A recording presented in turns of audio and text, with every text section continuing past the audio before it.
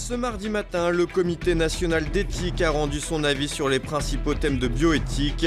Sans surprise, il a validé la procréation médicalement assistée, aussi bien pour les couples de femmes que pour les femmes seules. Il aura défrayé la chronique tout l'été. L'Aquarius, le navire de l'association immigrationniste SOS Méditerranée, continue de faire parler de lui. Alors que le Panama menace de lui retirer son pavillon, le bateau pourrait bien voir ces derniers jours arriver.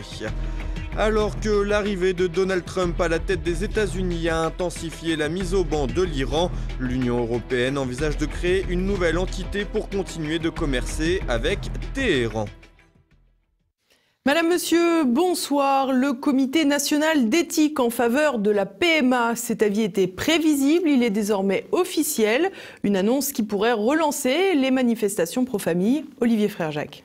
Nous vous l'annoncions dans le journal de vendredi, le Comité national d'éthique l'a fait. Ce mardi matin, le CCNE a rendu un avis favorable à la procréation médicalement assistée aux couples de femmes et aux femmes seules. Un avis qui consacre un peu plus l'idée d'un droit à avoir un enfant, un droit qui laisse augurer des excès qui inquiètent une partie de la société civile. L'avis rendu par le CCNE n'a pas de valeur juridique mais sert de blanc-seing au gouvernement pour agir en conformité avec ce qui est jugé éthiquement correct par cette autorité administrative indépendante, qui n'a d'ailleurs d'indépendant que le nom. En effet, les nominations dans cet organisme sont très largement réservées à l'exécutif. Ainsi, il n'est pas très compliqué de comprendre que le comité n'a rien d'indépendant et obéit aux desiderata du gouvernement en place. Outre la PMA, le comité s'est prononcé sur d'autres sujets comme la fin de vie, ouvrant un peu plus la voie à l'euthanasie. Chaque chose en son temps. Se voulant consensuel, le CCNE ne dupe personne et son président, Jean-François Delfraissy, a proposé une prestation insipide comme à son habitude. On retiendra notamment ses propos selon lesquels il faut une loi de confiance dans l'individu sur les grandes avancées des sciences plutôt qu'une loi d'interdiction. La fameuse confiance dans l'individu permettra donc de faire passer la PMA et demain la GPA. En effet, si le comité s'est dit hostile à la GPA, ce n'est qu'une question de temps et pour chaque texte sur les questions de société, le même procédé est utilisé. La loi sur le Pacs devait éviter le mariage homosexuel. Le mariage homosexuel n'avait rien à voir avec l'homoparentalité. L'ouverture de la PMA ouvrira donc naturellement à la législation de la GPA et donc de la marchandisation des enfants. Du côté de la Manif pour tous, on espère rejouer le coup de 2013 et mobiliser massivement. Et le combat des pro-familles a déjà débuté avec une manifestation ce mardi à 19h devant le siège du Comité national d'éthique à Paris pour mettre un carton rouge à l'autorité administrative indépendante. Reste désormais à faire descendre les familles et les militants dans la rue, ce qui ne sera pas une mince affaire. Et le combat des pro-familles pourrait décidément durer. L'avis du CCNE sur la fin de vie est en effet très flou. Jean-François Delfraissy s'est voulu encore une fois consensuel sur la question, affirmant qu'il y a consensus sur le fait que les conditions de la fin de vie en France ne sont pas bonnes. Comprendre mourir n'est pas toujours très drôle. Et d'ajouter qu'il faut développer les soins palliatifs, ce que l'exécutif refuse pour des raisons de budget. Après un quinquennat socialiste marqué par le clivage dit sociétal, Emmanuel Macron pourrait lancer le match retour avec les risques que cela implique pour l'exécutif. L'Aquarius au creux de la vague, après avoir fait la pluie et le beau temps pendant l'été, le navire de l'association immigrationniste SOS Méditerranée vit des heures compliquées alors que le Panama menace de lui retirer son pavillon. Thibaut Bastide. Les temps sont durs à bord de l'Aquarius. Après avoir mené les États européens à la baguette pendant tout l'été, le bateau dit humanitaire de SOS Méditerranée et de Médecins sans frontières voit ses missions de sauvetage en Méditerranée mis à rude épreuve. Depuis l'épisode estival, les méthodes appliquées par l'Aquarius sont de plus en plus contestées et l'avenir du bateau immigrationniste s'écrit désormais en pointillé après que le Panama a annoncé vouloir retirer son pavillon au navire. Vendredi, dans un communiqué, l'État d'Amérique centrale a justifié sa décision en expliquant que l'Aquarius ne respectait pas les procédures juridiques internationales avec les migrants et les réfugiés qu'ils prétendent secourir en mer Méditerranée. Réagissant aux arguments présentés par le Panama, Médecins sans frontières et SOS Méditerranée ont blâmé des pressions politique et économique de la part du gouvernement italien. Des accusations immédiatement réfutées par le ministre de l'Intérieur transalpin, Matteo Salvini. Quoi qu'il en soit, la décision panaméenne pourrait porter un coup fatal aux ONG pro-immigration. En effet, Gibraltar ayant déjà révoqué son pavillon de l'Aquarius, le navire sera considéré comme un navire pirate, une classification qui lui interdira toute navigation. Malgré cela, l'Aquarius n'a pas cessé ses opérations de sauvetage. Au contraire, après avoir récupéré 11 clandestins dans les eaux territoriales libyennes le 20 septembre, le navire a de nouveau porté secours à 47 autres migrants 3 jours plus tard. Et comme à chaque fois, SOS Méditerranée et Médecins sans frontières se sont tournés vers la France pour accueillir les nouveaux venus. En raison des problèmes de pavillon de l'Aquarius, nous demandons aux autorités françaises qu'elles accueillent l'Aquarius dans le port de Marseille, où nous pourrons à la fois débarquer les 58 personnes conformément au droit maritime dans un lieu sûr, mais aussi pouvoir régler par la suite les problèmes concernant le pavillon de l'Aquarius. En appelant la France à la rescousse, les dirigeants de SOS Méditerranée espèrent faire coup double, mais ce n'est pour une fois pas gagné. En effet, les autorités françaises ont opposé une fin de non-recevoir, préférant une solution européenne selon le principe du port le plus sûr.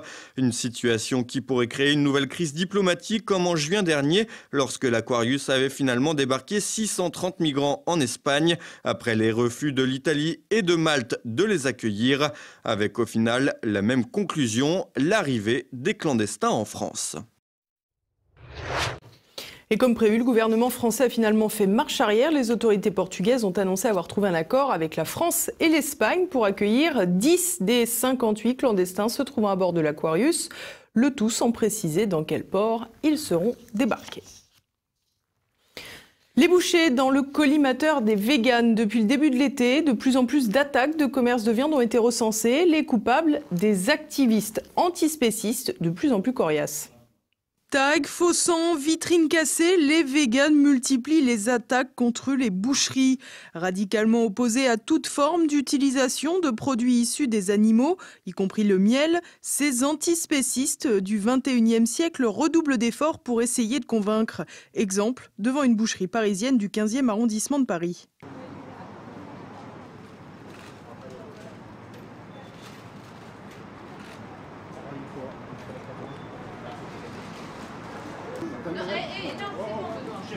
Non mais je vais tout cul.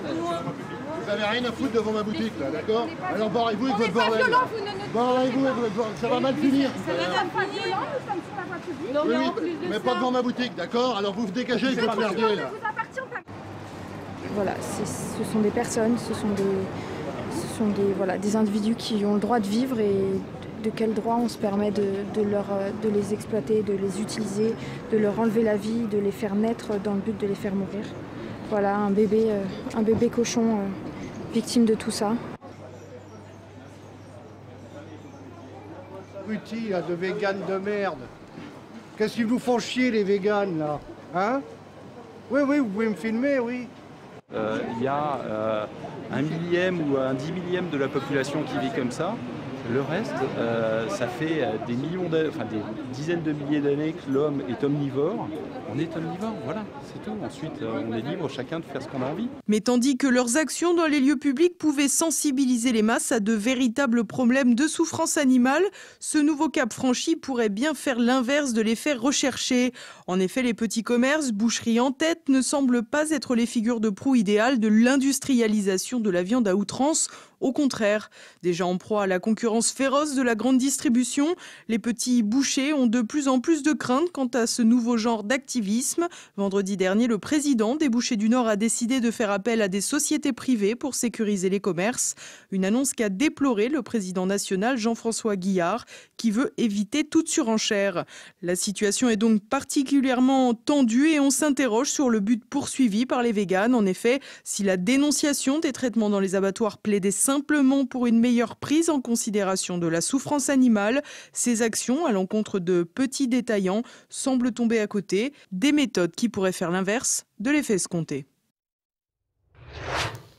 L'Union européenne veut continuer ses échanges avec l'Iran. Une fois n'est pas coutume, Bruxelles entend tenir tête à Washington et poursuivre des relations commerciales avec Téhéran.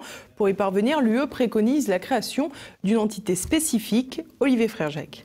L'accord sur le nucléaire iranien signé, notamment par les États-Unis de Barack Obama, devait être le début d'un apaisement dans les relations entre l'État perse et l'oncle Sam. 3 ans plus tard, il n'en est rien. Pire, l'arrivée de Donald Trump à la tête des États-Unis a favorisé un climat de plus en plus lourd entre Téhéran et Washington. N'en déplaise au fan club du président américain en France, l'arrivée du trublion milliardaire dans le bureau ovale a plus que jamais concrétisé l'axe Washington-Tel Aviv-Riyad au détriment d'une accalmie avec l'Iran. Un des amours américains qui met en péril les échanges de la nation perse avec les pays européens.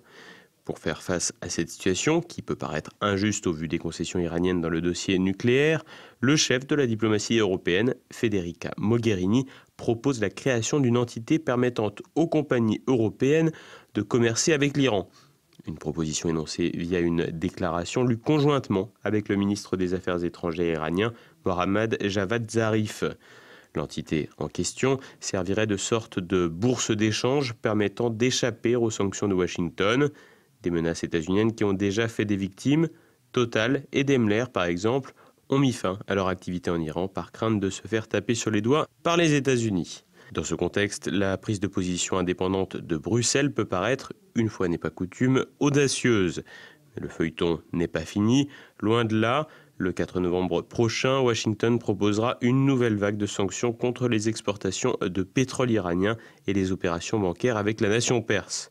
Une vague de sanctions qui pourrait mettre le feu aux poudres une bonne fois pour toutes.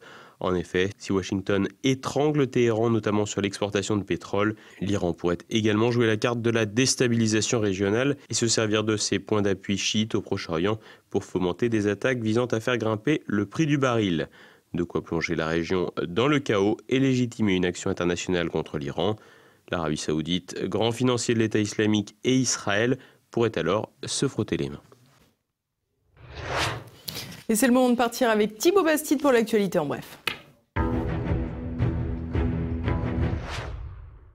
Sommes-nous bientôt débarrassés de Manuel Valls, le malheureux candidat à la primaire de gauche, repêché par La République En Marche pour les législatives, fait un retour aux sources. Invisible dans sa circonscription historique de l'Essonne, l'apparatchik de la rue de Solferino ne traîne plus ses guêtres que dans sa patrie catalane. Une virée ensoleillée non sans ambition. En effet, Manuel Valls a l'intention de prendre la tête de Barcelone pour les futures élections municipales. Elles auront lieu le 26 mai 2019, en même temps que les élections européenne. Si l'on peut se réjouir de la remigration de Manuel Valls, on peut toutefois s'interroger sur le fait que l'élu continue de percevoir ses indemnités de député français alors qu'il mène sa campagne en Espagne. Laurent Wauquiez mise sur Barnier pour les européennes. Le patron des Républicains en quête d'un nouveau souffle aurait proposé la tête de liste à Michel Barnier, le commissaire européen chargé de conduire les négociations du Brexit. Laurent Wauquiez, qui avait déjà laissé entendre après son élection à la tête du parti que Virginie Calmels pouvait mener la bataille vers Bruxelles, fait donc le choix délibéré d'une tête de liste européiste. Une aubaine pour Nicolas Dupont-Aignan et Marine Le Pen qui pourront dans ce cas incarner librement les patriotes souverainistes. Pour autant, rien n'est fait. Michel Barnier, qui devra sans doute faire une croix sur son rêve de diriger le PPE au profit de Manfred Weber, soutenu par la chancelière Merkel, a expliqué vouloir prendre le temps de la réflexion. Souriez, vous êtes visé. Alexandre Benalla fait encore parler de lui. Mediapart a diffusé lundi soir une photo de l'ancien chargé de mission de l'Élysée proche d'Emmanuel Macron. On le voit pointer son revolver sur la tempe d'une femme. Il s'agirait d'une serveuse puisque le selfie entre amis a été pris dans un restaurant à Poitiers en mars 2017, en marge d'un déplacement du candidat Macron dans l'entre-deux-tours. Problème, Alexandre Benalla a affirmé devant la commission sénatoriale qu'il n'était jamais sorti du QG d'En Marche avec son arme. Et pire, il ne bénéficiait pas encore, selon ses dires, de port d'armes à cette date.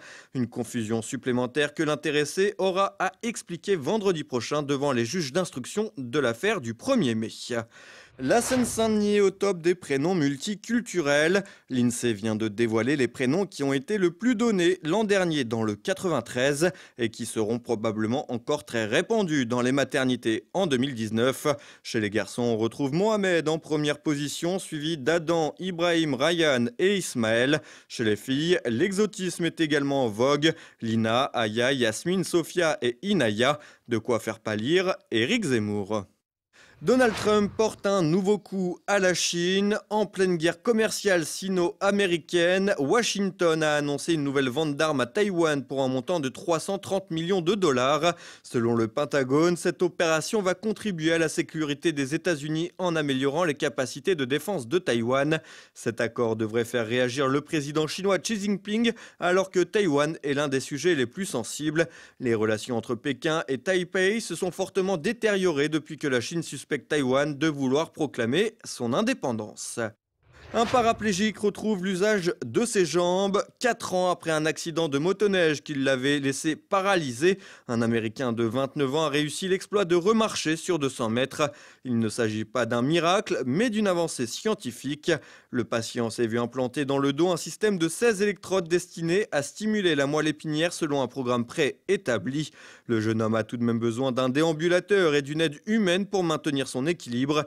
Les chercheurs espèrent maintenant utiliser ces technologies beaucoup plus tôt après l'accident ayant entraîné la paralysie. Trop gourmand pour le buffet à volonté, un restaurant japonais situé en Bavière en Allemagne a eu la mauvaise surprise de tomber sur un client qui a pris au mot la promesse de l'établissement. Face à l'appétit débordant d'un triathlète qui a mangé pour 5 selon le propriétaire, le restaurant japonais l'a banni à vie. Face à l'ampleur médiatique, le gérant a écrit une lettre d'excuse aux sportifs sans pour autant l'autoriser à revenir dîner dans le restaurant.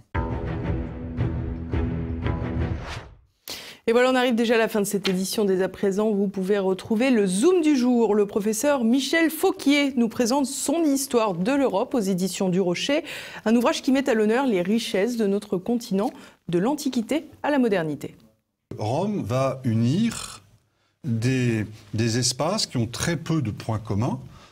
Pensez qu'ils vont arriver assez loin au nord des îles britanniques, juste avant l'Écosse, qu'ils vont s'arrêter un petit peu après le Rhin, qui vont englober la totalité du reste de l'Europe et le pourtour méditerranéen. Bien. Ce faisant, eh bien, ils vont permettre de préciser l'idée que nous avions et qu'ils avaient de l'Europe, et ainsi lui donner une forme. Et une forme au sens le plus puissant du terme, puisqu'ils vont structurer cette forme. Ils vont inventer la notion de province, la notion de diocèse, qui à l'origine est une notion administrative, et la notion de prétoire. Chaque mardi, c'est votre rendez-vous avec l'histoire. Dans Passé Présent, Philippe Conrad analysera 1918, l'année de la victoire, et vous pourrez également découvrir un nouvel épisode de La Petite Histoire. Cette semaine, Christopher Land nous parle de la prise de Grenade en 1492 et la fin de la Reconquista. Le 2 janvier 1492, la ville de Grenade, qui est le dernier bastion musulman en Espagne, est livrée au roi Ferdinand d'Aragon et à la reine Isabelle de Castille après des mois de siège. La prise de la ville va mettre fin à plus de 7 siècles de présence musulmane en province ibérique ainsi qu'à la Reconquista, faisant de cette année 1492, ça vous dit sans doute quelque chose comme ça instinctivement, une année glorieuse marquant les débuts du siècle d'or espagnol. Retour sur un épisode crucial, décisif de l'histoire européenne. Et voilà, et puis tout de suite, évidemment, une nouvelle chronique de la France de Campagnole avec Christian Combaz. C'est à présent le moment de se quitter. Merci pour votre fidélité. À demain. Bonsoir.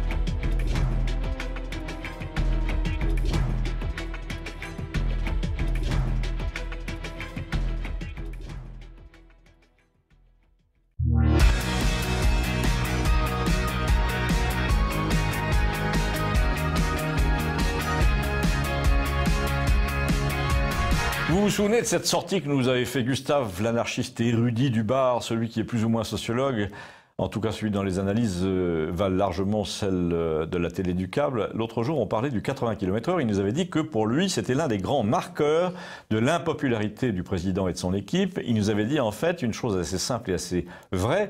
Tant qu'il tripatouille la Constitution, tant qu'il gouverne par décret sur les taux d'imposition, tant qu'il place aux postes les plus convoités les corrompus et les menteurs, tant qu'ils font sauter les scellés lors des enquêtes de police pour faire disparaître des preuves, les gens d'ici se disent « ça les regarde, ça a toujours été comme ça, à gauche comme à droite ». Enfin, on connaît la litanie et la population a le sentiment qu'elle n'est pas concernée. D'abord, elle dit qu'elle vote pas, ensuite, elle dit qu'elle coupe la télé, et enfin, elle précise que finalement, toutes ces mesures gouvernementales ne l'affectent pas. Même la CSG, les retraités d'ici ne l'ont pas senti passer parce qu'ils gagnent tellement peu que la moitié d'entre eux ne sont pas imposables. Alors, nous a dit Gustave, ce jour-là, la chose gravissime, c'était le 80, parce que ça s'appliquait à tout le monde, partout, jusqu'à la petite route derrière la ferme, et que donc ça, c'était un peu comme le permis de chasse, sans parler du contrôle technique. Mais là, nous a-t-il dit, la colère va monter moins vite par définition, car au début, tout le monde n'est pas concerné. Il faut attendre une année ou deux que les véhicules les plus fatigués se voient rejetés, et avec eux, la population qui va avec. En tout cas, pour ce qui est du 80, les gens se sont aperçus que le cynisme, le mépris parisien d'un pouvoir mal élu, en tout cas pas élu par eux, se manifestait désormais dans les choses les plus simples et les plus familières, car le 80 sur les routes, même s'il n'allait qu'à 60 la plupart du temps et la plupart d'entre eux, c'était une ingérence très grave dans leur mode de vie ordinaire. C'était comme si, soudain, on réglementait la taille des champignons qu'on ramasse. C'était intolérable. Donc, après un été, comme je l'ai déjà dit, où le nombre de dégradations de matériel a témoigné que les gens ne sont en effet pas d'accord du tout, et que la popularité du président en a gravement souffert, Gustave est revenu à la charge sur le même sujet en faisant observer qu'il y avait une deuxième chose qui ne trompait pas, un élément nouveau mais prévisible, c'est que l'acteur français le plus faillot du pouvoir avait cru bon de se fâcher dans une émission très suivie en faveur du président et à propos du 80, et c'est là, nous a-t-il dit, que tu comprends qu'en effet, il y a le feu dans l'opinion, comme je l'avais prévu, parce qu'ils sont obligés de faire monter au créneau le pompier en chef, le Raidader de l'opinion socialisante, pour qu'il provoque un effet de souffle. Mais malheureusement, pour Macron, c'est un très gros feu d'hydrocarbures, et le type n'a pas assez de souffle, d'abord parce qu'il a 75 ans, ensuite parce que la France profonde le déteste depuis des années, les années Mitterrand à qui il doit toute sa carrière de théâtreux. Il a accédé à la notoriété comme acteur dans le sillage des socialistes en 3 semaines, il l'a pas quitté depuis pendant 30 ans, et on comprend pourquoi en le voyant piteusement défendre le président de la République, héritier des socialistes et de tous les habitués de la forfaiture, sur une mesure qui se révèle très dangereuse pour sa popularité, mais il est un peu tard. En tout cas, le fait que cet acteur, alors qu'on l'avait invité pour parler de théâtre, soit sorti du bois au sujet d'une mesure de sécurité routière témoigne de l'importance considérable que cette affaire revêt pour l'image du pouvoir. Gustave a ajouté « Je comprends bien que personne ne lui a téléphoné, évidemment, mais il y a des gens comme ça qui ont la solidarité de classe dans le sang. Et sa classe, à lui, c'est celle des privilégiés qui donnent des leçons surtout à la faveur d'une interview exclusive. Dans 3 semaines, tu vas le voir remonter au créneau pour dire qu'il s'en fout complètement de l'affaire Benalla et que ça n'a aucune importance. » Comme on vient d'ailleurs de l'entendre, comme vient de le faire un gros patron qui avait visiblement intérêt à rester bien en cours avec le pouvoir et qui s'est offert un coup de lèche en public. Ces gens-là oublient que pour le peuple, ce qui a de l'importance, c'est ce que lui juge important. C'est ça qu'on appelle la démocratie. Donc quand un acteur vient t'expliquer que tu n'as rien compris, certes il a le droit de le faire et de le penser, mais il n'a pas le droit de te blâmer quand tu penses le contraire. Or c'est exactement ce qui est en train de se passer. Ces gens ne supportent pas que tu ne crois pas qu'ils travaillent pour ton bien. Comme ils sont incapables de te convaincre de ça, ils t'obligent à faire semblant d'y croire à coup de sortie à la télé. Mais ça ne peut pas durer très longtemps. Eh bien, si vous en êtes convaincu, vous aussi, comme Gustave, et si vous pensez qu'ils sont descendus de plus en plus bas, et qu'ils sont descendus très bas pour racler de l'approbation parce que le niveau a baissé, et si vous voulez en convaincre vos amis, par exemple, faites passer, merci.